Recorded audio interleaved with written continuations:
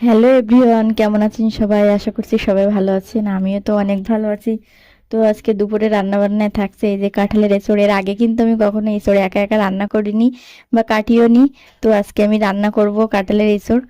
আর এর আগে মা বা মামিমার হাতে রান্না খেয়েছি, নিজে নিজে কখনো রান্না করা হয়নি, কিন্তু আজকে আমি নিজে নিজেই রান্না করব। আর এই যে আমাদের এলাকার একটা প্রচলিত নিয়ম আছে যে এই কাঁঠালের এঁচড় কিন্তু কেউ নিরামিষ রান্না করে খেতে চায় না। কাঁকড়া বা চিংড়ি মাছ, বাগদা এসব দিয়েই আমাদের এলাকার মানুষ খায়। তো সেই সূত্র ধরে আমিও তো আমার এলাকার প্রচলিত নিয়মটা তো পালন করবই। তো আজকে আমি রান্না করব বাগদা দিয়ে এঁচড়। তো এঁচড়টা কিন্তু আজকে আমি সিম্পলভাবে রান্না করব না, একটু মশলা টশলা দিয়ে সুন্দরভাবে আমি এঁচড়টা রান্না করব। তো আমার একটা ঘটনা খুব মনে পড়ে। আমি যখন ছোট ছিলাম, তো ভালো রকমভাবে বুঝি, তখন আমার মা একবার এঁচড় রান্না করছিল। তো ইঁচড়ের স্বাদটাই এত দুর্দান্ত ছিল, আসলে সেই রকম ইঁচড় রান্না আমি কখনো এখনো আর খাইনি। তো মার হাতের ওই একবারই ওই ইঁচড় রান্নার কথা আমার খুব বেশি মনে পড়ে। তো এই যে আপনাদের সাথে কথা বলতে বলতে কিন্তু আমি এদিকে মশলা কষাই করে ফেলছি।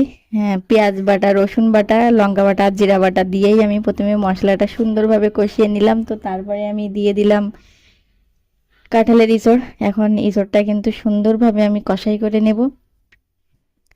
তো এই যে ইঁচড় রান্না করছিলাম, আর ভাবছিলাম যে আসলে রান্নাটা কেমন হবে বা কি হবে, খাওয়া যাবে কিনা। খাওয়া তো যাবে অবশ্যই, তারপরেও জীবনে প্রথম কিন্তু আমি ইঁচড় রান্না করছি। আবার অনেকে বলতেই পারেন যে এখন জীবনে প্রথম কেন, তাই ইঁচড়টা অবশ্য সবসময় খাওয়া হয় না বা সারা বছর তো পাওয়া যায় না।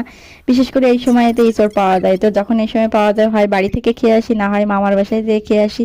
এজন্য তো এই যে দেখেন আমার ইঁচড়ের ফাইনাল লুক কেমন হয়েছে, যে আপনারা সবাই কমেন্টস করে জানাবেন। আপনাদের সাথে কথা বলতে বলতে কিন্তু আমার রান্না করা শেষ। আর রিসোর্টটা কেমন হয়েছে আপনারা কমেন্টস করে জানাবেন। সবাই ভালো থাকবেন, সুস্থ থাকবেন।